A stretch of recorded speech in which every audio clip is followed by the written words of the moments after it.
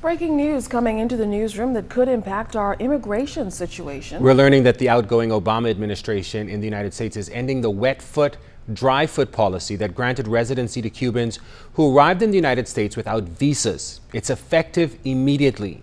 Many Cubans heading for the United States have ended up in the Bahamas and subsequently in the detention center. The United States and Cuba have spent several months negotiating the change, including an agreement from Cuba to allow those who are turned away from the United States to return. The move comes before President Barack Obama leaves office and is likely the last major change he will make to his overhaul of the U.S. relationships with Cuba. We hope that it dries up the pool of migrants coming into the Bahamas from Cuba. I think people would realize that during the last few weeks, I guess in the period of December to now, we've had scores of people coming. And one wonders whether or not now we always thought that this is what was driving it, that they thought that the policy was coming to an end and everybody was trying to beat the deadline, even though one had not been announced. And we certainly were unaware that any change was coming.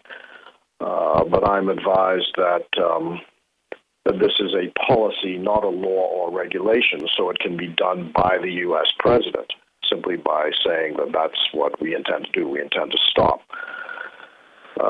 So that's our hope and expectation, is that it'll stop the numbers. We have, I would guess, approximately 3 or 4 times the numbers last year than we had the year before.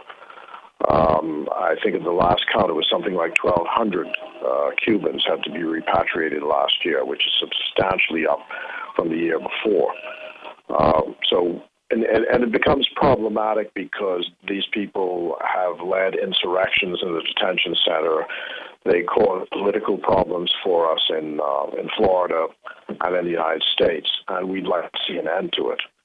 So clearly the Bahamas government would welcome the announcement, of course.